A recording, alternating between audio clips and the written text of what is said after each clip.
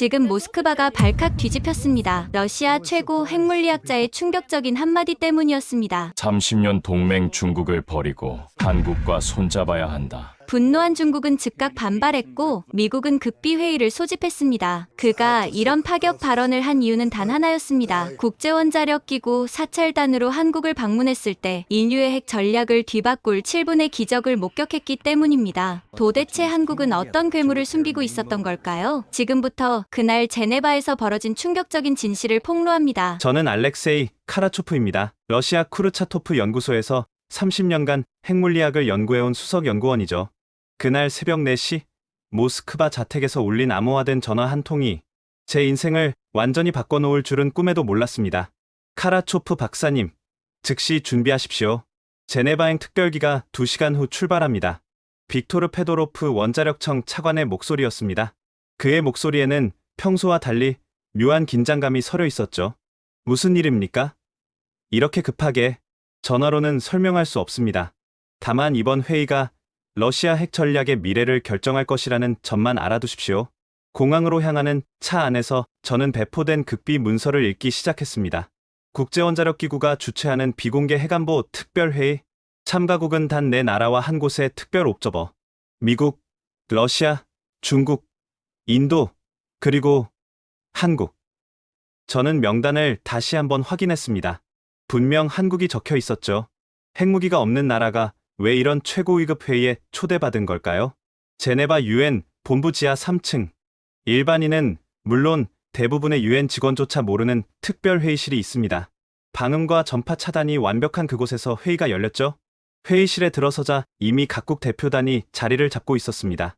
미국 측에서는 로렌스 리버무어 연구소의 수장이, 중국에서는 젊은 천재 과학자 왕 리천이 나와 있었죠. 그런데 가장 눈에 띈 건 특별 옵저버로 참석한 과학자였습니다. 나중에 알게 된 그녀의 이름은 박연지, 국제원자력기구 소속 한국계 연구원이었죠. 그녀의 초췌한 모습이 유독 마음에 걸렸습니다. 한국 대표단은 단 3명뿐이었습니다. 대전 원자력연구원의 최태섭 박사가 이끄는 소규모 팀이었죠. 다른 나라가 10명 이상씩 데려온 것과 대조적이었습니다. 회의가 시작되자 왕 리천이 먼저 손을 들었습니다. 잠깐, 의장님. 회의를 시작하기 전에 한 가지 짚고 넘어가야 할 것이 있습니다. 그는 한국 대표단을 노골적으로 가리키며 말했죠. 핵무기도 없는 나라가 왜 이 자리에 있는 겁니까? 이건 핵보유국들만의 회의 아닙니까? 순간 회의실이 얼어붙었습니다. 미국 대표가 불편한 기색을 보였지만 왕 리천은 계속했습니다. 중국은 이미 동풍 41을 비롯한 대륙간 탄도미사일을 400기 이상 보유하고 있습니다. 핵탄두는 공식적으로 350개지만 실제로는 그 이상이죠. 우리가 왜 핵문외한과 같은 테이블에 앉아야 합니까? 저도 솔직히 비슷한 생각이었습니다. 러시아는 6,000개가 넘는 핵탄두를 보유한 세계 최대 핵보유국이니까요. 그때 최태섭 박사가 조용히 입을 열었습니다. 리천 박사님 말씀 잘 들었습니다. 그런데 한 가지 여쭤봐도 될까요? 핵무기의 진정한 목적이 무엇이라고 생각하십니까? 당연히 적을 제압하는 건 아닙니까? 아닙니다. 억제입니다. 전쟁을 막는 것이죠. 그런 의미에서 오늘 저희가 보여드릴 것이 있습니다. 다만 모든 발표가 끝난 후에 말이죠. 최 박사의 침착한 태도가 오히려 불안하게 느껴졌습니다. 마치 모든 것을 알고 있다는 듯한 그 자신감이 말이죠. 의장이 개회를 선언하자 각국이 순서대로 발표를 시작했습니다.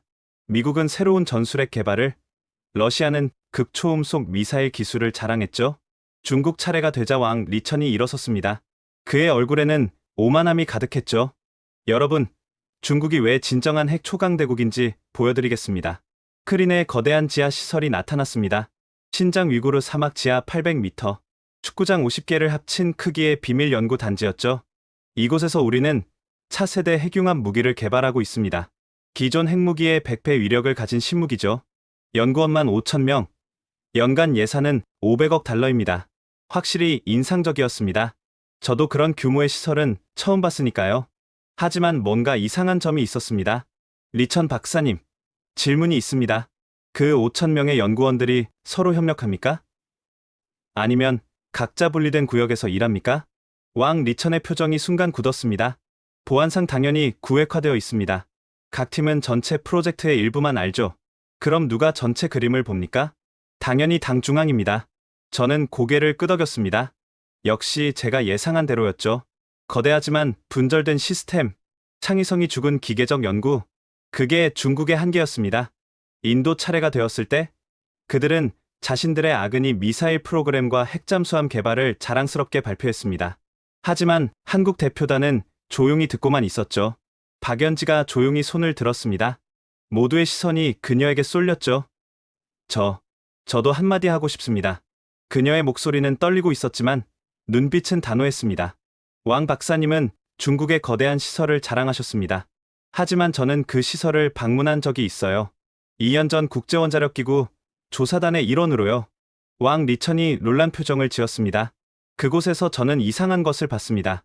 연구원들이 서로 대화하지 않더군요. 식당에서도 각자 정해진 구역에만 앉아 있었어요. 마치 감옥 같았습니다. 무슨 소리를 하는 겁니까? 그건 보안 때문입니다. 보안이요? 아니면 통제인가요? 진짜 과학은 자유로운 토론과 협력에서 나옵니다. 실패를 두려워하지 않고 도전할 수 있는 환경에서요. 왕 리천이 벌떡 일어났습니다. 감히 중국을 모욕합니까? 아닙니다. 사실을 말할 뿐입니다. 규모가 크다고 혁신이 일어나는 건 아니니까요. 회의실에 무거운 침묵이 흘렀습니다. 최태섭 박사가 조용히 말했습니다. 박 박사님 말씀이 맞습니다. 과학은 자유에서 나옵니다. 그리고 한국은 그 자유가 있죠. 그는 또 다른 자료를 띄웠습니다. 한국 연구원들이 활발하게 토론하는 사진이었죠. 한국원자력연구원에서는 신입 연구원도 자유롭게 의견을 냅니다. 실패해도 처벌받지 않아요. 오히려 실패해서 배우죠. 그래서 혁신이 가능한 겁니다. 그게 핵무기와 무슨 상관입니까? 왕 리천이 짜증스럽게 물었습니다. 모든 상관이 있습니다. 창의적인 연구 환경에서 나온 기술이 진짜 힘이니까요. 한국의 소형 모듈 원자로 기술 아십니까? 새로운 슬라이드가 나타났습니다. 컨테이너 크기의 작은 원자로였죠. 이게 뭡니까? 장난감입니까? 아닙니다. 이 작은 원자로가 소도시 전체에 전력을 공급할 수 있어요. 그리고 필요하면, 최 박사가 잠시 말을 멈췄습니다. 필요하면 72시간 안에 무기급 플루토늄을 생산할 수 있죠? 이번에는 제가 놀랐습니다. 소형 모듈 원자로를 그런 용도로도 쓸 수 있다니요. 거짓말입니다. 왕 리천이 소리쳤습니다. 거짓말인지 아닌지 곧 알게 될 겁니다. 제 발표는 이제 시작일 뿐이니까요. 왕 리천이 자리에 털썩 주저앉았습니다. 그의 얼굴에서 아까의 오만함은 찾아볼 수 없었죠. 대신 불안과 의구심이 가득했습니다. 저도 불안해지기 시작했습니다. 한국이 정말 그런 능력을 숨기고 있었다면 우리는 지금까지 뭘 본 걸까요? 빙산의 일각? 최태섭 박사가 마지막 슬라이드를 띄웠습니다. 이제 본격적인 시연을 시작하겠습니다. 7분만 시간을 주십시오. 한국이 왜 핵무기 없이도 여기 있는지 보여드리죠. 왕 리천이 주먹을 테이블에 내리쳤습니다. 쿵 하는 소리가 회의실에 울렸죠. 말도 안 되는 허풍입니다. 핵무기 제조 능력이 있다면서 왜 만들지 않는단 말입니까? 겁이 나서 그런 겁니까? 최태섭 박사는 여전히 침착했습니다. 마치 이런 반응을 예상했다는 듯이 말이죠. 리천 박사님, 중국의 신장 지하시설 정말 인상적이었습니다. 그런데 한 가지 궁금한 게 있습니다. 그 5,000명의 연구원 중에서 전체 프로젝트를 이해하는 사람이 몇 명이나 됩니까? 왕 리천의 얼굴이 붉어졌습니다. 그건 보안 문제입니다. 당연히 극소수만 알아야죠. 극소수요? 정확히 몇 명입니까? 10명 이내입니다. 아니, 이게 왜 중요합니까?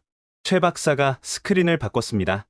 새로운 화면에는 복잡한 조직도가 나타났죠. 이건 제가 2년 전 중국 핵 프로그램 자문으로 초청받았을 때 본 구조입니다. 전형적인 수직 구조죠. 정보는 위에서 아래로만 흐릅니다. 연구원들은 옆 부서가 뭘 하는지도 모르죠. 그게 어쨌다는 겁니까? 문제는 이겁니다. 작년 베이징 핵물리학회에서 중국 연구원 한 분이 저에게 이런 말을 했어요. 자기는 3년째 같은 실험을 반복하고 있는데 왜 하는지 모르겠다고요. 왕 리천이 발끈했습니다. 그건 그 연구원이 무능해서 그런 겁니다. 아닙니다. 그분은 칭화대 박사 출신의 뛰어난 과학자였어요. 문제는 시스템이죠. 창의성이 죽은 시스템 말입니다. 저는 최 박사의 말에 깊이 공감했습니다. 소련 시절 우리도 똑같은 문제가 있었으니까요. 거대하지만 경직된 시스템의 한계 말이죠. 그래서 뭐 어쨌다는 겁니까? 우리는 이미 400기의 동풍 미사일을 보유하고 있습니다. 맞습니다. 하지만 그 미사일들이 정말 작동할까요? 회의실이 순간 얼어붙었습니다. 이건 너무 위험한 질문이었죠. 무슨 소리입니까? 당연히 작동하죠. 작년 11월 신장에서 있었던 발사 실험 기억하십니까? 세 발 중 한 발이 실패했죠. 중국 언론은 보도하지 않았지만요. 왕 리천의 얼굴이 창백해졌습니다. 이건 극비 정보였거든요. 어떻게 그걸 아십니까? 위성 사진입니다. 한국은 자체 군사 위성을 8기 운용하고 있죠. 해상도 0.3m급입니다. 미국 대표가 놀란 표정을 지었습니다. 한국의 위성 기술이 그 정도인 줄은 그도 몰랐던 모양이죠. 최 박사가 계속했습니다. 리천 박사님, 진짜 문제를 말씀드릴까요? 중국 핵 프로그램의 가장 큰 약점은 부품 의존도입니다. 핵심 부품의 70%를 수입에 의존하죠. 특히 정밀 계측 장비는 거의 100% 수입품입니다. 그건 일시적인 현상입니다. 우리는 곧 모든 것을 자체 생산할 겁니다. 언제까지요? 10년? 20년? 그때까지 기다릴 수 있습니까? 왕 리천이 다시 주먹을 불끈 쥐었습니다. 한국은 뭐가 다르다는 겁니까? 미국 없이는 아무것도 못하는 나라 아닙니까? 그렇게 생각하신다면 큰 오산입니다. 최 박사가 새로운 슬라이드를 띄웠습니다. 대전 원자력연구원의 전경이었죠. 한국은 모든 핵심 기술을 자체 개발했습니다. 원심 분리기, 레이저 농축, 재처리 시설까지 미국이 못하게 막았지만 기술은 이미 완성되어 있죠. 증거가 있습니까? 2000년에 있었던 소동 기억하십니까? 한국이 몰래 우라늄을 77%까지 농축한 사실이 발각됐죠. 그때 국제원자력기구가 뭐라고 했는지 아십니까? 왕 리천이 입을 다물었습니다. 그들은 충격을 받았습니다. 한국이 그런 수준의 기술을 보유했다는 사실에 말이죠. 그리고 그 이후 24년이 흘렀습니다. 지금은 어느 수준일까요? 저도 궁금해졌습니다. 한국이 정말 그런 능력을 숨기고 있었단 말인가요? 그때 박연지가 갑자기 손을 들었습니다. 모두의 시선이 그녀에게 쏠렸죠. 저도 한마디 하고 싶습니다. 그녀의 목소리는 떨리고 있었지만 눈빛은 단호했습니다. 왕 박사님은 중국의 거대한 시설을 자랑하셨습니다. 하지만 저는 그 시설을 방문했을 때 이상한 것을 봤습니다. 연구원들이 서로 대화하지 않더군요. 식당에서도 각자 정해진 구역에만 앉아 있었어요. 마치 감옥 같았습니다. 무슨 소리를 하는 겁니까? 그건 보안 때문입니다. 보안이요? 아니면 통제인가요? 제가 알기로 진짜 과학은 자유로운 토론과 협력에서 나옵니다. 실패를 두려워하지 않고 도전할 수 있는 환경에서요. 왕 리천이 벌떡 일어났습니다. 당신이 뭘 안다고 그런 말을 합니까? 저는 여러 나라의 연구 시설을 방문했습니다. 규모만 크다고 혁신이 일어나는 건 아니더군요. 회의실에 무거운 침묵이 흘렀습니다. 최태섭 박사가 조용히 말했습니다. 박 박사님 말씀이 맞습니다. 과학은 자유에서 나옵니다. 그리고 한국은 그 자유가 있죠. 그는 또 다른 자료를 띄웠습니다. 한국 연구원들이 활발하게 토론하는 사진이었죠. 한국원자력연구원에서는 신입 연구원도 자유롭게 의견을 냅니다. 실패해도 처벌받지 않아요. 오히려 실패해서 배우죠. 그래서 혁신이 가능한 겁니다. 그게 핵무기와 무슨 상관입니까? 왕 리천이 짜증스럽게 물었습니다. 모든 상관이 있습니다. 창의적인 연구 환경에서 나온 기술이 진짜 힘이니까요. 최 박사가 마지막 자료를 띄웠습니다. 복잡한 설계도였지만 핵무기 전문가인 저는 한눈에 알아봤습니다. 수소폭탄 설계도였죠. 이건 텔러 올람 설계가 아닙니까? 미국 대표가 경악했습니다. 더 발전된 버전입니다. 한국이 독자 개발한 3세대 설계죠. 위력은 가변적입니다. 1킬로톤에서 500킬로톤까지. 회의실이 완전히 조용해졌습니다. 모두가 충격에 빠진 듯했죠. 박연지가 작은 목소리로 중얼거렸습니다. 이런 기술을 가지고도 만들지 않는다는 겁니까? 네, 그렇습니다.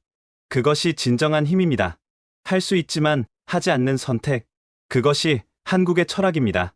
의장이 휴식 시간을 선언했습니다. 모두가 충격에서 벗어나지 못한 채 회의실을 나섰죠. 휴식 시간이 선언되자 박연지가 조용히 복도로 나갔습니다.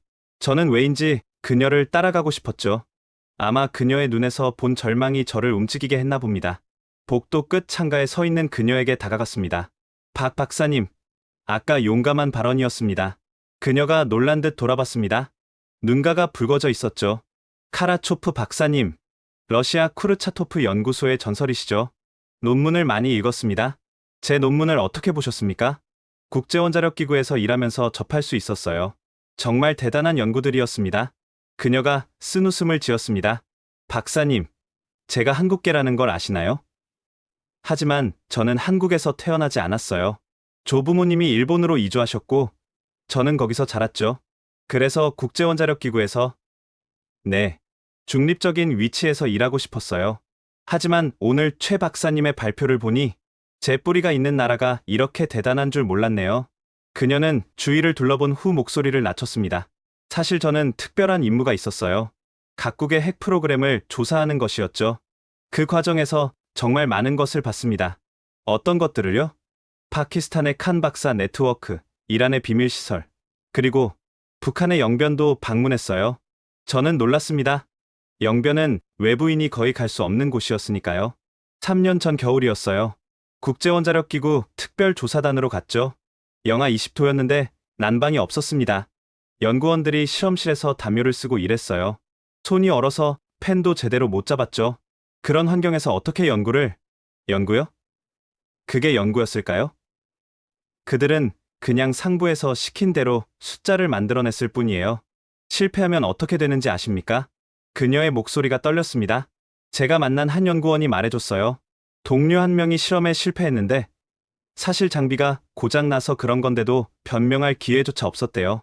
다음날 그는 사라졌고 가족도 함께 사라졌다고. 정치범 수용소로. 네. 그 후로 모든 연구원이 공포에 떨었다고 해요. 성공해도 지옥, 실패해도 지옥. 그게 북한 핵 프로그램의 실체였습니다. 박연지가 구겨진 메모를 꺼냈습니다. 이건 제가 그때 적은 메모예요. 한 연구원이 몰래 전해준 말이었죠. 메모를 펼치자 떨리는 글씨가 보였습니다. 우리는 과학자가 아니라 노예다. 진실을 추구할 자유도 실패할 권리도 없다. 그저 명령에 따를 뿐이다. 눈물이 그녀의 뺨을 타고 흘렀습니다. 그 연구원은 저에게 이렇게 물었어요. 자유로운 나라의 과학은 어떤 모습이냐고. 저는 대답할 수 없었어요. 제가 아는 과학도 결국 정치와 권력에 종속되어 있었으니까요. 저는 할 말을 잃었습니다. 과학자가 인간의 존엄마저 잃어야 하는 현실이 너무나 참담했죠. 그래서 오늘 최 박사님의 발표가 더 충격적이었어요. 한국은 정말 다르더군요. 무슨 말씀이신지. 그때 복도 저편에서 왕 리천이 나타났습니다. 환한 표정으로 다가왔죠. 박 박사, 무슨 비밀 회담이라도 하는 겁니까? 박연지가 재빨리 메모를 숨겼습니다. 아무것도 아닙니다. 잠시 신선한 공기를 쐬고 있었을 뿐입니다. 회의가 곧 재개됩니다. 돌아가시죠. 그녀가 고개를 숙이고 회의실로 돌아가려 했습니다. 하지만 가기 전에 저에게 작게 속삭였죠.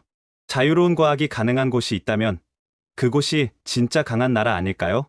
회의가 재개되었을 때 분위기는 더욱 팽팽해졌습니다. 이제 정말로 한국의 시연이 시작될 참이었죠.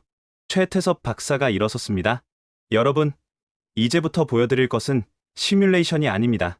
실제 데이터입니다. 그가 화면에 띄운 것은 한국의 원자력 발전소 현황이었습니다.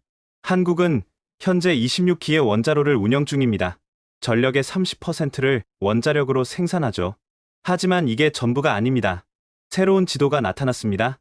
한반도 전체에 빨간 점들이 찍혀 있었죠. 이것은 한국이 필요시 즉각 가동할 수 있는 비상시설들입니다. 평상시에는 연구용이지만 72시간 내에 전환 가능하죠. 미국 대표가 불안한 표정을 지었습니다. 최 박사님, 그건 명백한 NPT 위반입니다. 아닙니다. 우리는 단 한 번도 무기급 물질을 생산한 적이 없으니까요. 할 수 있지만 하지 않았을 뿐입니다. 왕 리천이 비웃었습니다. 그게 무슨 억제력입니까? 총은 있는데 총알이 없다는 것과 같지 않습니까? 아닙니다. 우리는 총알도 만들 수 있습니다. 단지 장전하지 않았을 뿐이죠. 최 박사가 새로운 자료를 띄웠습니다. 2022년 한국 국방과학연구소의 극비 프로젝트, 코드명 청룡입니다. 화면에 미사일 설계도가 나타났습니다. 제가 봐도 상당한 수준의 기술이었죠. 사거리 5,000km, 극초음속 재진입, 다탄두 장착 가능. 이미 시험 발사도 완료했습니다. 핵탄두 없이 무슨 의미가 있습니까? 왕 리천이 물었습니다. 핵탄두요? 그것도 준비되어 있습니다. 조립만 하면 되죠. 최 박사가 진지하게 말했습니다. 그래서 한국은 핵무기가 필요 없는 겁니다. 언제든 만들 수 있으니까요. 그것이 진짜 억제력입니다. 최태섭 박사가 잠시 숨을 고른 후 다시 말을 이었습니다. 여러분은 아마 의아하실 겁니다. 이런 능력이 있는데 왜 한국은 침묵했을까요? 왜 핵보유국이 되지 않았을까요? 그는 천천히 회의실을 둘러봤습니다. 모든 사람의 시선이 그에게 고정되어 있었죠. 답은 간단합니다. 우리는 다른 길을 선택했기 때문입니다. 크린의 새로운 이미지가 떴습니다. 아름다운 한국의 사나였죠. 6.25 전쟁으로 우리는 모든 것을 잃었습니다. 전 국토가 폐허가 됐죠. 하지만 우리는 일어섰습니다. 그리고 결심했어요. 다시는 전쟁이 일어나서는 안 된다고. 최 박사의 목소리에 감정이 실렸습니다. 핵무기는 전쟁을 막는 도구일까요? 아니면 전쟁을 부르는 도구일까요? 아무도 대답하지 못했습니다. 북한을 보십시오. 핵무기를 만들었지만 더 고립됐습니다. 국민은 굶주리고 경제는 파탄났죠. 그게 우리가 원하는 미래입니까? 박연지가 고개를 숙였습니다. 그녀의 어깨가 미세하게 떨리고 있었죠. 한국은 다른 선택을 했습니다. 핵무기 대신 원자력 기술에 투자했죠. 그 결과가 무엇인지 보여드리겠습니다. 새로운 차트가 화면에 나타났습니다. 한국의 원자력 수출 실적이었죠. UAE 바라카 원전 200억 달러, 체코 원전 300억 달러, 폴란드 원전 400억 달러. 한국은 원자력 수출로만 연간 1천억 달러를 벌어들입니다. 왕 리천이 놀란 표정을 지었습니다. 그렇게 많이요? 이게 전부가 아닙니다. 한국의 원자력 기술은 의료, 농업, 산업 전반에 활용됩니다. 암 치료용 동위원소, 반도체 생산, 수소 에너지까지. 최 박사가 새로운 슬라이드를 띄웠습니다. 특히 소형 모듈 원자로 SMR 기술은 게임 체인저입니다. 이미 20개국에서 도입을 검토 중이죠. 저도 SMR에 대해서는 들어본 적이 있었습니다. 하지만 한국이 이 분야를 주도하고 있는 줄은 몰랐죠. SMR의 장점이 뭔지 아십니까? 안전합니다. 체르노빌이나 후쿠시마 같은 사고가 원천적으로 불가능하죠. 그리고 다목적입니다. 화면에 다양한 활용 사례가 나타났습니다. 극지방 기지, 도서 지역, 우주 정거장까지. 하지만 가장 중요한 건 이겁니다. 최 박사가 리모컨을 눌렀습니다.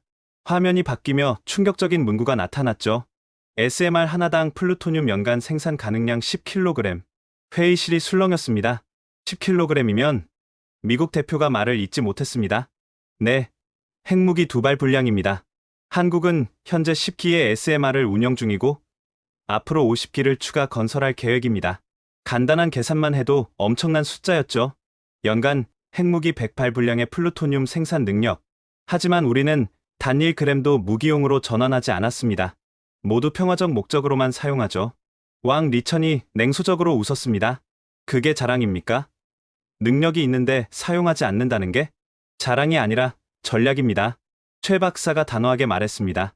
핵무기를 가지면 적이 됩니다. 제재받고, 고립되고, 의심받죠. 하지만 능력만 보유하면 존중받습니다. 협력 대상이 되죠. 그는 새로운 자료를 띄웠습니다. 각국과 한국의 원자력 협력 협정 목록이었죠. 미국, 프랑스, 캐나다, 호주, 모든 선진국이 한국과 원자력 협력을 하고 있습니다. 왜일까요? 한국을 신뢰하기 때문입니다. 저도 인정할 수밖에 없었습니다. 러시아도 한국과 원자력 협력을 추진 중이었으니까요. 그런데 말입니다. 최 박사의 목소리가 갑자기 낮아졌습니다. 만약 누군가 한국을 공격한다면 어떻게 될까요? 회의실의 공기가 차가워졌습니다. 72시간이라고 했죠? 사실 그것도 옛날 얘기입니다. 그가 노트북 키보드를 두드렸습니다. 화면에 새로운 시뮬레이션이 시작됐죠. 현재 한국의 실제 능력을 보여드리겠습니다. 비상계획 불사조입니다. 화면에 한반도 지도가 나타났습니다. 곳곳에 표시된 시설들이 동시에 빛나기 시작했죠. T+0시, 대통령, 비상명령 발동, T+1시, 전국 26개 원자로 비상전환 시작, T+3시, 농축시설 최대 가동, T+6시, 무기급 물질 추출 완료, T+7시, 탄두 조립 시작. 숫자가 빠르게 올라가고 있었습니다. 제조 가능한 핵탄두 숫자 말이죠. T+24시, 핵탄두 10발 완성, T+48시, 핵탄두 30발 완성, T+72시, 핵탄두 50발 완성. 왕 리천의 얼굴이 창백해졌습니다. 이건 불가능합니다. 왜 불가능하죠? 모든 인프라가 이미 준비되어 있는데요. 최 박사가 상세한 데이터를 보여줬습니다. 농축시설 위치, 용량, 저장된 원료 물질량까지. 한국은 평상시 원전 연료용 저농축 우라늄 500톤을 보유하고 있습니다.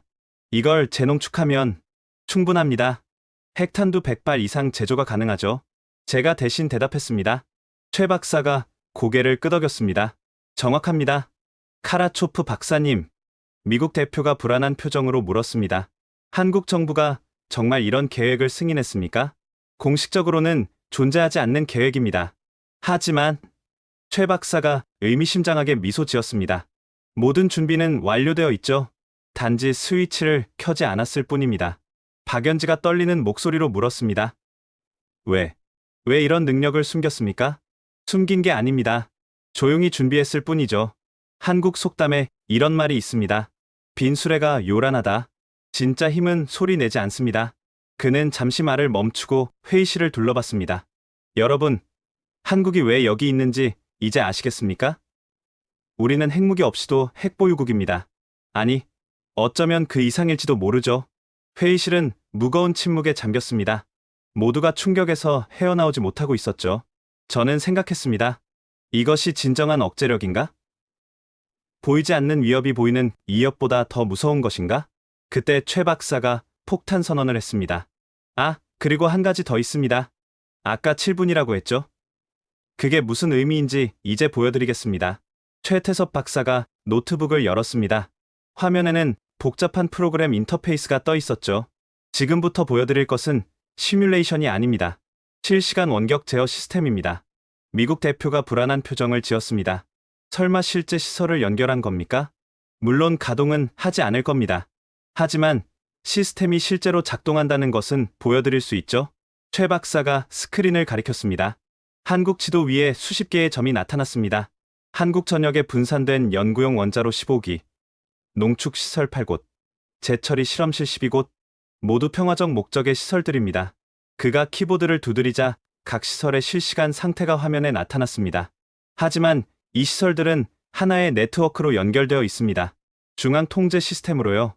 사이버 공격에 취약하지 않습니까? 왕 리천이 물었습니다. 좋은 지적입니다.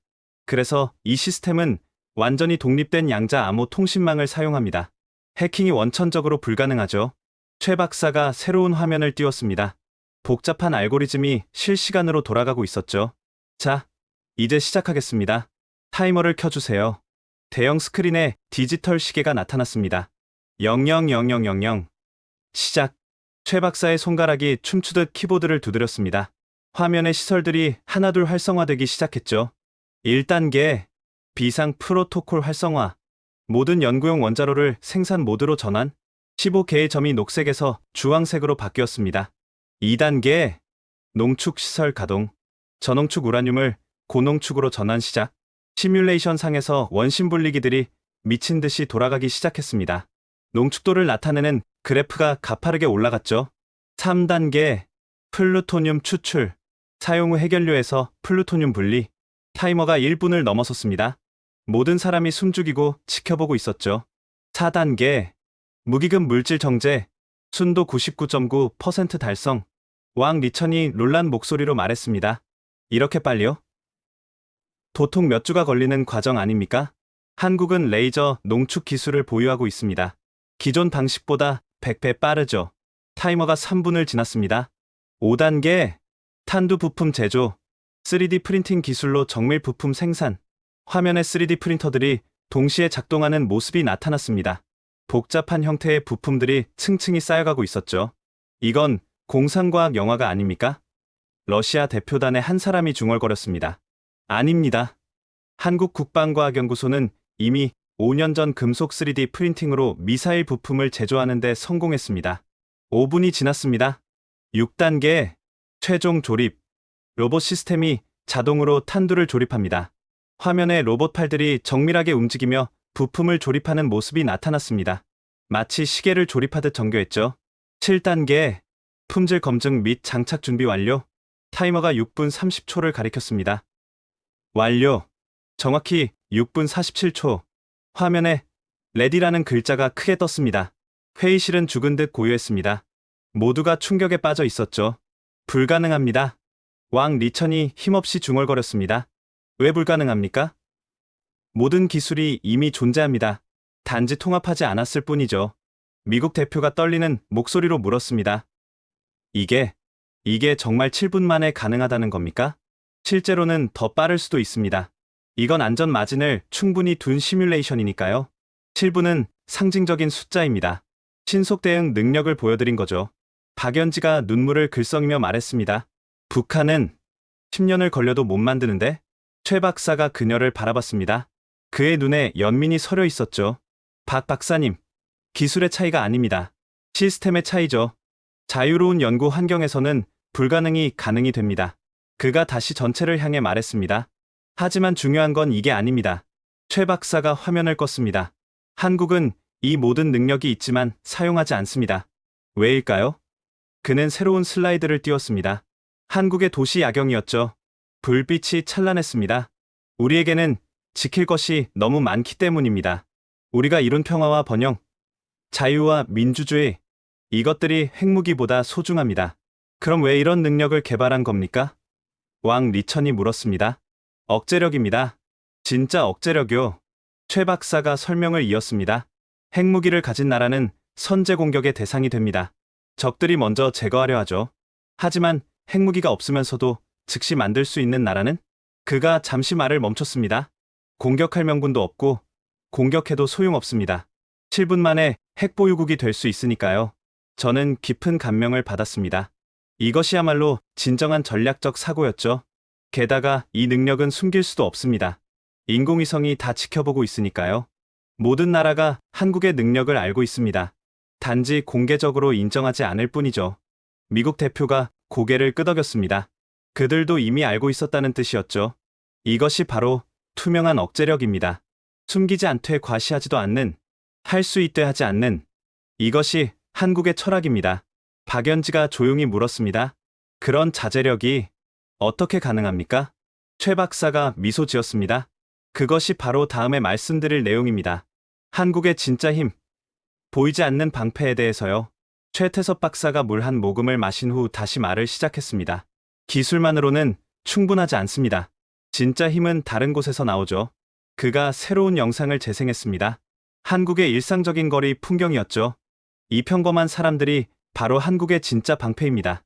영상 속에는 출근하는 직장인들, 학교 가는 학생들, 장을 보는 주부들이 있었습니다. 한국 남성의 대부분은 군복무를 마쳤습니다. 18개월에서 21개월, 그들은 모두 훈련된 전사들이죠. 왕 리천이 코수음을 쳤습니다. 그게 뭐 특별합니까? 중국도 징병제가 있습니다. 차이점이 있습니다. 한국의 예비군 훈련 참가율을 아십니까? 최 박사가 통계를 띄웠습니다. 99.2%.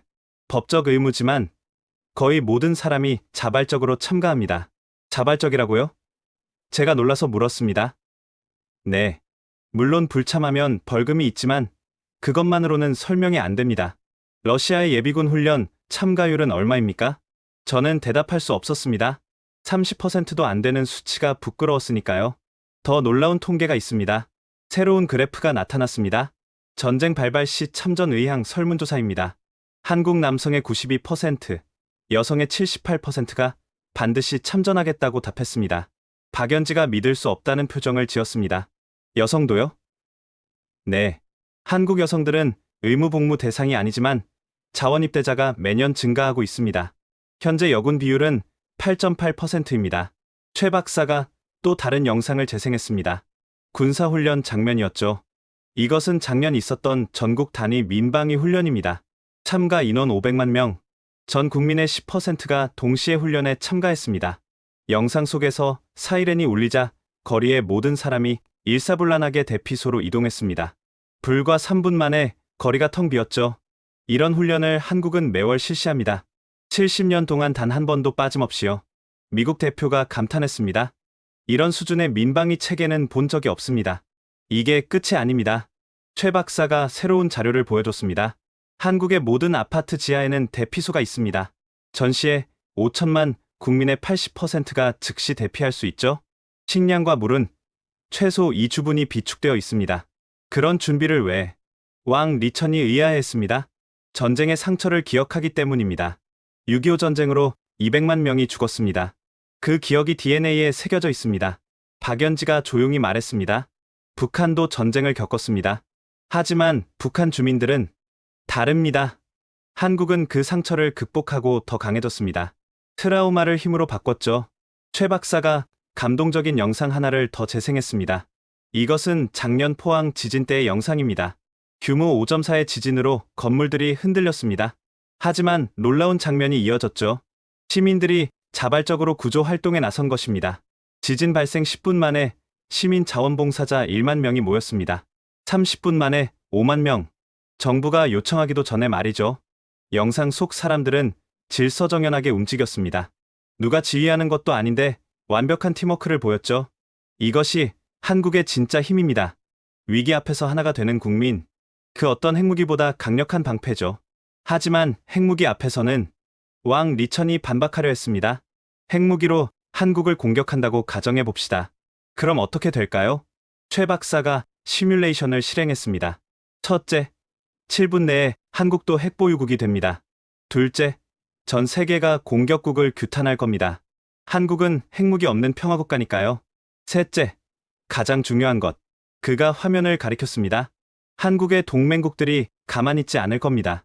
미국, 나토, 호주, 일본 모두가 한국 편에 설 겁니다. 왜 그렇게 확신합니까? 제가 물었습니다. 한국은 지난 70년간 단 한 번도 침략 전쟁을 하지 않았습니다. UN 평화유지군에는 가장 많이 참여했고요. 세계가 한국을 신뢰하는 이유입니다. 최 박사가 마지막 자료를 보여줬습니다. 각국의 한국 호감도 조사였죠. BBC 조사에서 한국은 세계에서 가장 긍정적 영향을 미치는 나라 3위입니다. 이것이 소프트 파워입니다. 핵무기로는 살 수 없는 힘이죠. 박연지가 눈물을 흘리며 말했습니다. 그래서 한국이 핵무기를 만들지 않는 거군요. 이미 더 강한 무기가 있으니까. 정확합니다. 국민의 단결, 국제사회의 신뢰, 도덕적 우위. 이것이 진짜 보이지 않는 방패입니다. 회의실에 무거운 침묵이 흘렀습니다. 모두가 깊은 생각에 빠진 듯했죠. 저는 문득 깨달았습니다. 우리는 지금까지 힘을 잘못 이해하고 있었다는 것을. 진정한 힘은 파괴가 아니라 보호에서, 위협이 아니라 신뢰에서 나온다는 것을. 다시 휴식 시간이 선언되었을 때 저는 최태섭 박사에게 다가갔습니다. 최 박사님, 한 가지 궁금한 게 있습니다. 예비군 훈련 참가율 99%라는 게 정말입니까? 최 박사가 미소를 지었습니다. 직접 보여드릴까요? 그가 스마트폰을 꺼내 영상 하나를 재생했습니다. 새벽 6시, 어느 훈련장의 모습이었죠. 이것은 지난주 서울 강남구 예비군 훈련장입니다. 영상 속에는 정장 차림의 남성들이 줄을 서 있었습니다. 누가 봐도 회사 임원들처럼 보였죠. 저 사람들이 누군지 아십니까? 삼성전자 부사장, 현대차 전무, LG화학 상무입니다. 임원들도 훈련을 받습니까? 물론입니다. 한국에서는 누구도 예외가 없어요. 재벌 총수도, 연예인도, 국회의원도 모두 받습니다. 영상이 계속 재생되었습니다. 고급 외제차에서 내리는 사람들, 그들도 모두 훈련복으로 갈아입고 있었죠. 작년에 있었던 일입니다. 한 대기업 회장이 해외 출장을 이유로 훈련을 빠지려 했어요. 그런데 어떻게 됐는지 아십니까? 면제받았겠죠? 아닙니다. 언론에서 대서특필했고 여론이 들끓었어요. 결국 그 회장은 출장 일정을 변경하고 훈련에 참가했습니다. 그리고 공개 사과까지 했죠. 저는 놀랐습니다. 러시아에서는 상상도 못할 일이었으니까요. 더 놀라운 걸 보여드리죠. 다음 영상은 병원이었습니다. 의사들이 수술복 위에 군복을 입고 있었죠. 의사들은 훈련 시간을 새벽으로 조정받습니다. 환자 진료에 차질이 없도록요.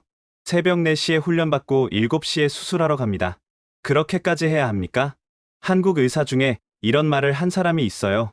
내가 수술로 살리는 생명도 중요하지만 국가를 지키는 일도 그만큼 중요하다고요.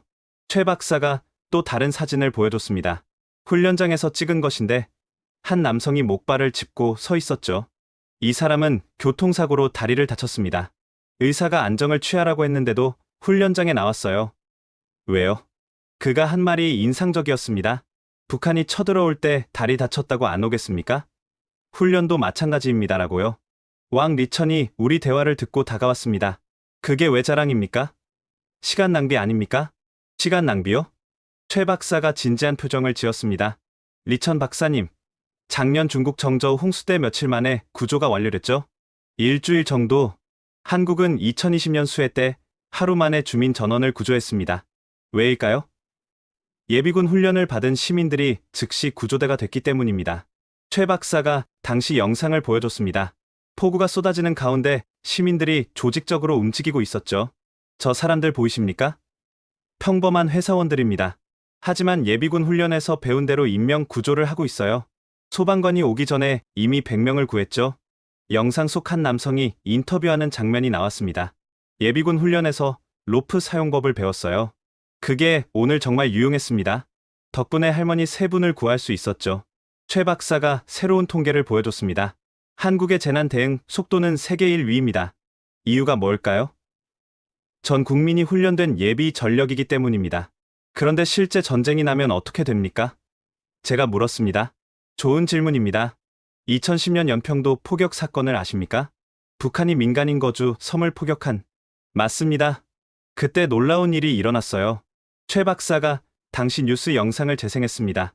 포격 소식이 전해지자마자 전국에서 예비군들이 자발적으로 부대로 몰려들었습니다. 소집용도 없었는데 말이죠. 영상에는 군부대 앞에 길게 줄 선 남성들이 보였습니다. 저 사람들이 누군지 아십니까? 택시 운전사, 요리사, 교수, 변호사, 각계각층의 사람들이에요. 그들이 한 목소리로 뭐라고 했는지 아세요? 최 박사가 당시 인터뷰를 재생했습니다. 나라가 위험하다는데 가만히 있을 수 없죠. 저도 군복 입고 싶습니다. 애들이 있어서 무섭긴 한데 애들 지키려면 제가 나서야죠. 형님이 현역 군인입니다. 형님만 싸우게 둘 수 없어요. 박연지가 조용히 물었습니다. 하지만 강제 아닙니까? 법적 의무는 맞습니다. 하지만 흥미로운 통계가 있어요. 최 박사가 설문조사 결과를 띄웠습니다. 예비군 훈련이 필요하다고 생각하는가? 응답자의 84%가 그렇다고 답했습니다. 더 놀라운 건 20대가 가장 높은 지지율을 보였다는 겁니다. 20대가요? 제가 놀랐습니다. 러시아에서는 상상도 못할 일이었으니까요. 네. 그들은 천안함, 연평도 포격을 기억합니다. 평화는 거저 주어지지 않는다는 걸 아는 거죠. 최 박사가 젊은 예비군들의 인터뷰를 보여줬습니다. 솔직히 귀찮죠. 주말에 쉬고 싶은데. 하지만 필요한 일이라고 생각해요. 제 여자친구가 물어봤어요. 왜 그렇게 열심히 갔냐고. 제가 뭐라고 했는지 아세요? 너를 지키려면 내가 강해져야 한다고. 우리 아버지도 예비군 훈련 받으셨고, 저도 받고, 제 아들도 받을 겁니다. 그게 대한민국 남자의 의무니까요. 최 박사가 감동적인 사진 하나를 보여줬습니다. 예비군 훈련장에서 찍은 단체 사진이었죠. 이 사진을 자세히 보세요. 뭐가 보입니까? 사진 속 남성들은 모두 웃고 있었습니다. 강제로 끌려온 사람들의 표정이 아니었죠. 그들은 즐거워 보입니다. 맞습니다. 한국에서 예비군 훈련은 동창회 같은 겁니다. 오랜 친구들을 만나는 날이죠. 훈련 후에는 다 같이 술 한잔하러 갑니다. 최 박사가 훈련 후 회식 사진을 보여줬습니다. 막걸리를 마시며 웃고 있는 남성들이었죠. 저들 보세요. 방금까지 총 쏘고 행군했던 사람들이에요. 그런데 지금은 형, 동생하며 어울리고 있죠. 이게 한국 예비군의 진짜 모습입니다. 왕 리천이 비웃었습니다. 그래봤자 1년에 며칠입니까? 예비군 훈련은 연일 회에서 4회입니다. 하지만 그게 전부가 아니에요. 최 박사가 놀라운 사실을 공개했습니다. 한국에는 50만 명의 민방위대원이 있습니다. 40세까지 모든 남성이 대상이죠. 그리고 그가 잠시 숨을 고르고 말했습니다. 자율방범대 30만 명, 의용소방대 10만 명, 해양경비 자원봉사 5만 명, 모두 자발적 조직입니다. 자발적이라고요? 네. 정부 지원도 거의 없어요. 그런데도 매년 지원자가 늘어납니다. 최 박사가 실제 사례를 들려줬습니다. 작년 강원도 산불때의 일입니다. 화재 신고 30분 만에 주민 2,000명이 모였어요. 소방관이 도착하기 전에 이미 방화선을 구축하고 있었죠. 영상을 보니 정말 놀라웠습니다. 평범한 시민들이 마치 훈련된 소방관처럼 움직이고 있었죠. 그 중에 한 할아버지가 있었어요. 75세였는데 6.25 전쟁 참전용사였죠. 그분이 뭐라고 했는지 아십니까? 최 박사가 인터뷰 영상을 재생했습니다. 나는 70년 전에도 이 나라를 지켰고 지금도 지킬 수 있어. 죽는 날까지 지킬 거요. 할아버지의 주름진 얼굴에는 굳은 의지가 서려 있었습니다. 그 할아버지가 젊은이들에게 이렇게 말했대요. 너희가 나라를 지키면 나라가 너희를 지킨다. 잊지 말라고. 박연지가 눈물을 글썽이며 말했습니다. 북한에서는 충성을 강요받았어요. 하지만 그건 두려움 때문이었죠. 자발적인 충성과는 달라요. 맞습니다. 그 차이가 바로 진짜와 가짜의 차이죠. 최 박사가 또 다른 통계를 보여줬습니다. 이걸 보세요. 한국 예비군의 사격 훈련 성적입니다. 매년 향상되고 있어요.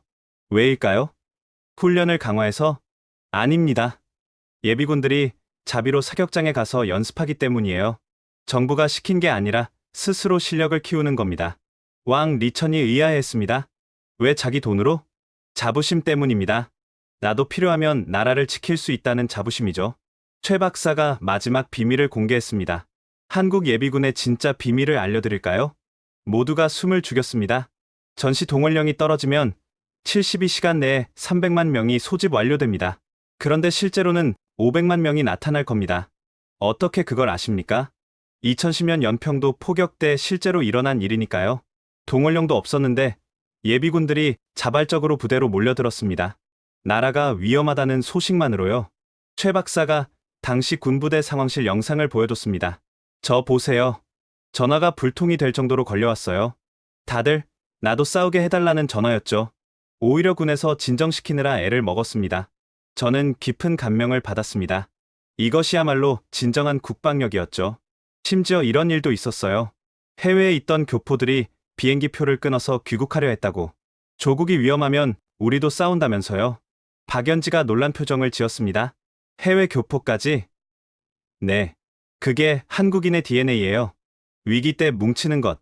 5천년 역사에서 수없이 침략받았지만 한 번도 멸망하지 않은 이유가 바로 그겁니다. 최 박사가 진지하게 말했습니다. 그래서 한국은 핵무기가 필요 없는 겁니다. 5천만 국민 전체가 하나의 무기니까요.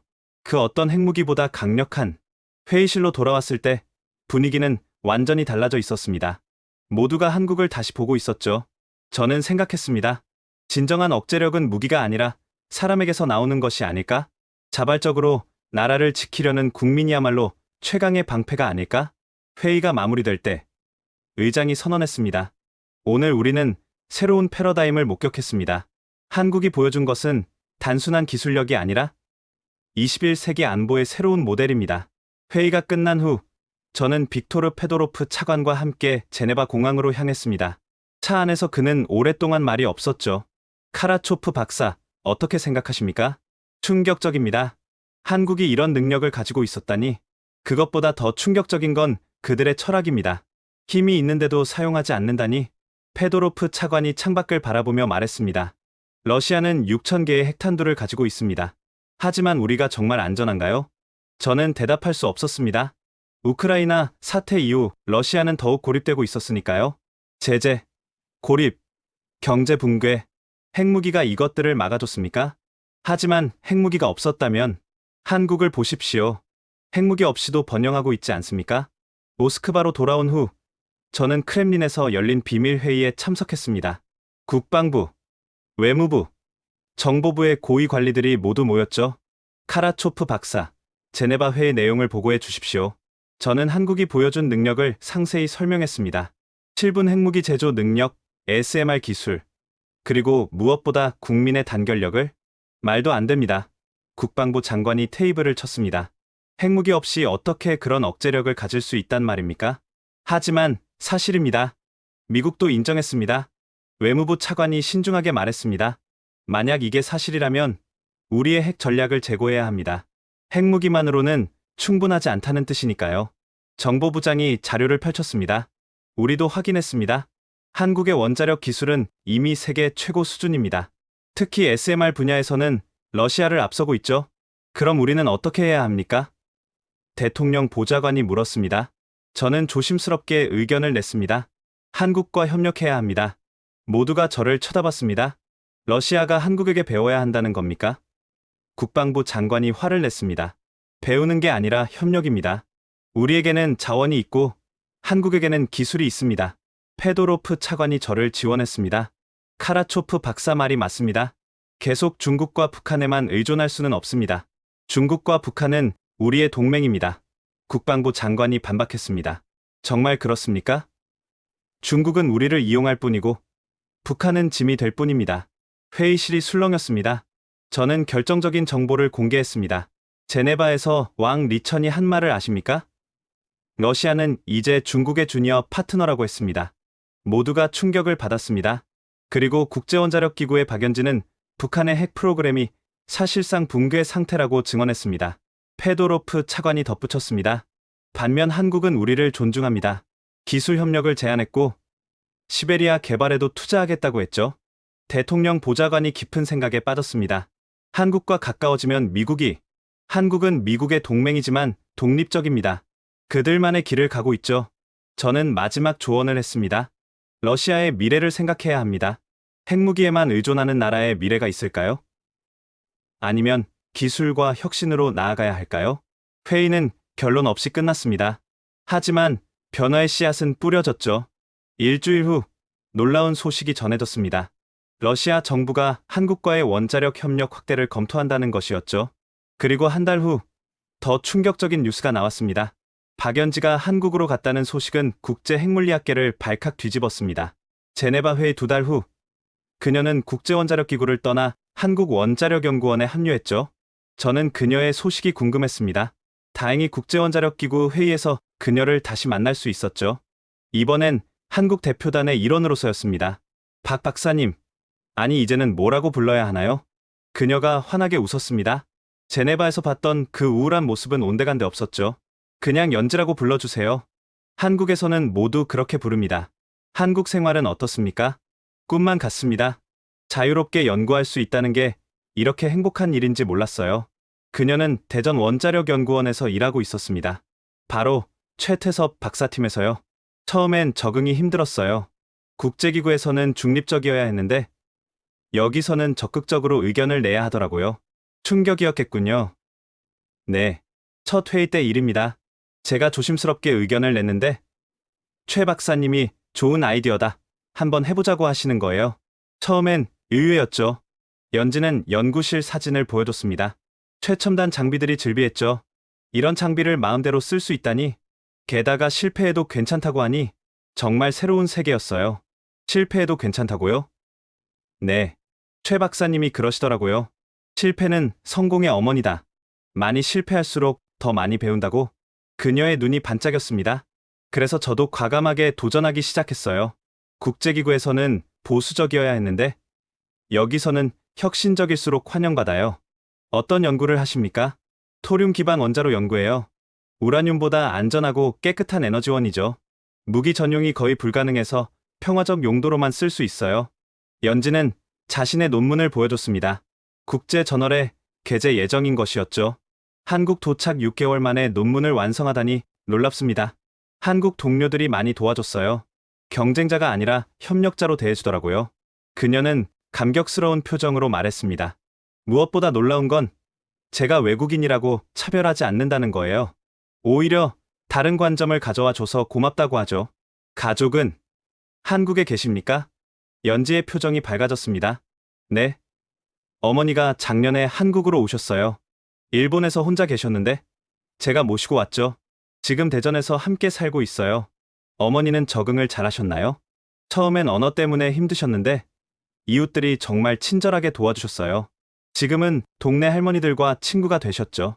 연지는 스마트폰으로 어머니 사진을 보여줬습니다. 한국 전통시장에서 찍은 사진이었는데 밝게 웃고 있었죠. 어머니가 저에게 그러시더라고요. 연지야, 우리가 진짜 고향을 찾은 것 같다고. 저는 깊은 감동을 받았습니다.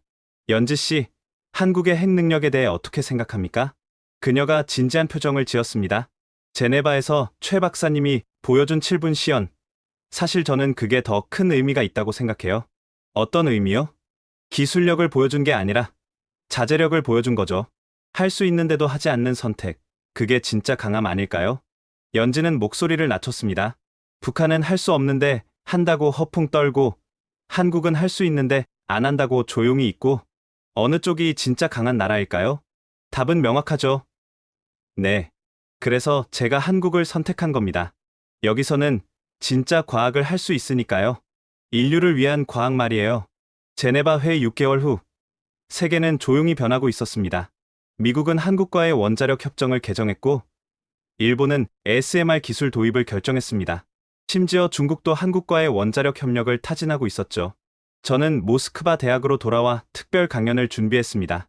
주제는 보이지 않는 핵 21세기 억제력의 새로운 패러다임이었죠. 강의실은 학생들로 가득 찼습니다. 그 중에는 6개월 전 그 중국 유학생도 있었죠. 하지만 그의 표정은 많이 달라져 있었습니다. 여러분, 제가 제네바에서 본 것은 충격 그 자체였습니다.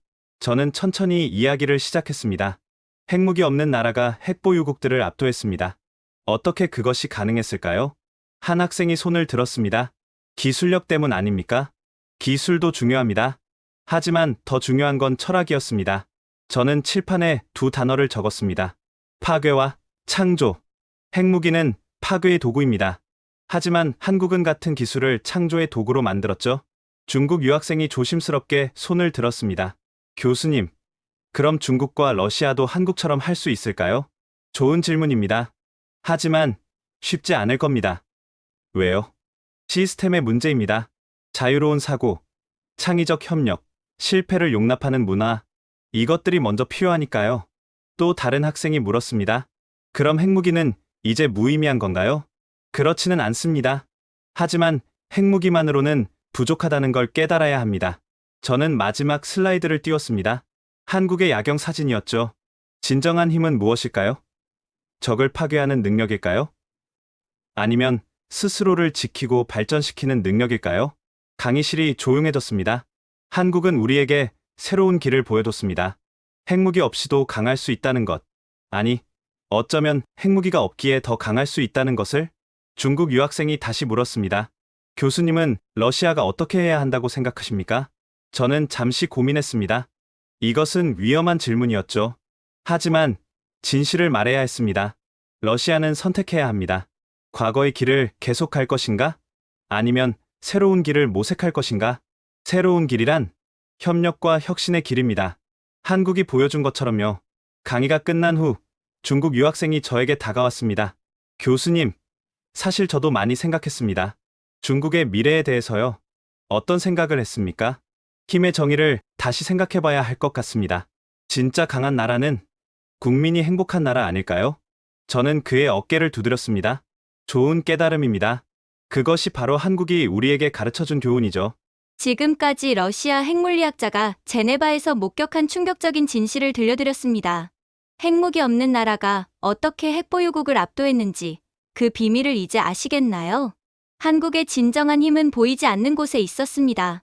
7분 만에 핵무기를 만들 수 있는 기술력, 하지만 그것을 선택하지 않는 지혜, 그리고 무엇보다 5천만 국민이 하나로 뭉치는 그 힘, 그것이 바로 보이지 않는 핵이었습니다. 여러분은 어떻게 생각하시나요? 진정한 강함이란 무엇일까요? 파괴하는 힘일까요? 아니면 지키고 창조하는 힘일까요? 이 이야기가 우리 모두에게 새로운 관점을 제시했기를 바랍니다. 한국이 보여준 이 놀라운 패러다임을 더 많은 분들이 알 수 있도록 영상을 공유해주세요. 우리가 가진 진짜 힘을 전 세계에 알리는 것, 그것이 진정한 애국입니다. 구독과 좋아요도 잊지 말아주세요. 여러분의 응원이 더 많은 진실을 전하는 힘이 됩니다. 지금까지 감동편지함이었습니다.